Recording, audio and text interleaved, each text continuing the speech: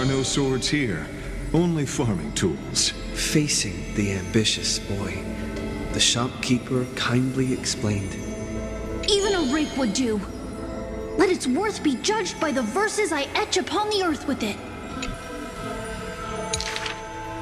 Many days later, the wounded child stood upon the scorched earth, and silently he buried the ruined tool. For that was his first sword. And on the day that the black tide came, he broke the shackles of fate with that weapon true. Let go of my beard, you white-haired rascal! No! Fine! You win, okay? That was the first victory claimed by the boy, a victory often mentioned in later years, and yet he never treated it with shame. I understood something thanks to his beard. The others hold their breath, waiting for his thoughts, but he only gives out one response. The victor must stay focused, and success will come when you work on nothing else. Those words became the foundation of his existence.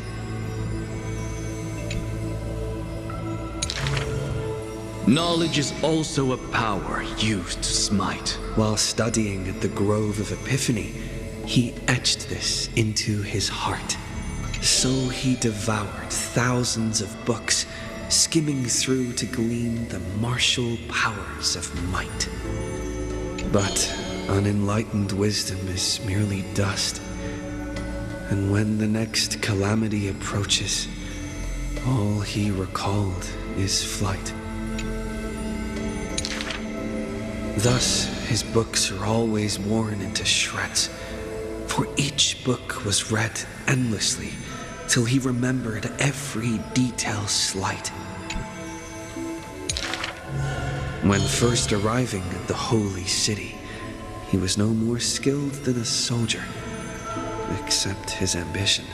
Even the deliverer from the sky must have their beginnings in the soil of the nations. The elders in the holy city scorned, casting him into barracks in derision. But none expected this new recruit of unknown history made his name in one mission. Some asked him, which teacher caused such improvement? He answers with countless names, including the Inquirer's own. Only one who treats the world as their teacher can bear its eventual destiny. Those with golden blood are bound to succeed. The golden heroes are born as gods, beloved. Such words echo in the man's mind, yet he knows glory is not where the journey begins. He misses the buried rake, worshipped the enemy with the long beard, mended his tattered books, and polished the barracks' dust-covered gear. What forges a hero is not destiny from above, but the long journey that follows. Now he stands here and looks back, and his past twists into a winding path. The long road to the sky stretches ahead, and towards the blazing white sun, he pens down Deliverance's name.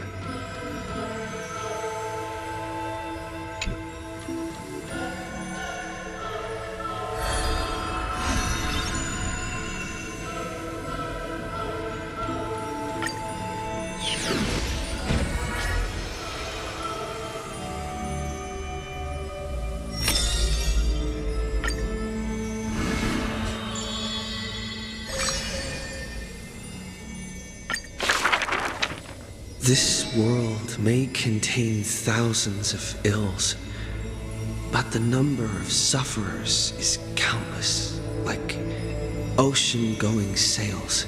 The father and daughter who inherited the sky wander this land's paths, and throughout the cities, they heal the unwell.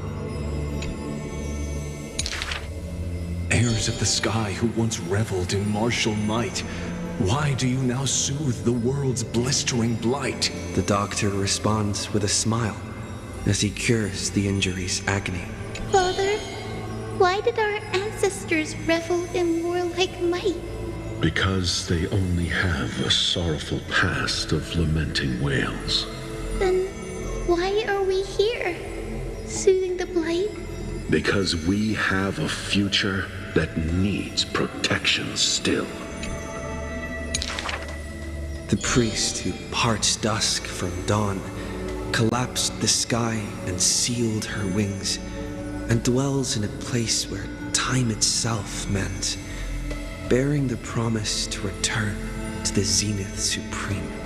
This is the Twilight Courtyard's story. And the father tells his daughter the tale of their line, next to the bonfire lit in the wilderness where winds pine.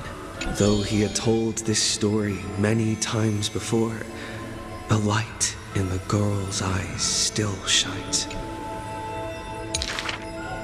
Maybe I will return to the sky one day. Or maybe that is not to be your fate.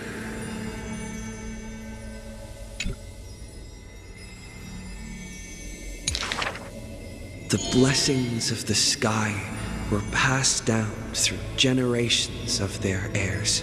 The brawn of the Titan who molded stars granted a boon fitting and fair. Perhaps the girl with heroic blood in her veins will be accompanied by thunderbolts and the sun's merciless glare.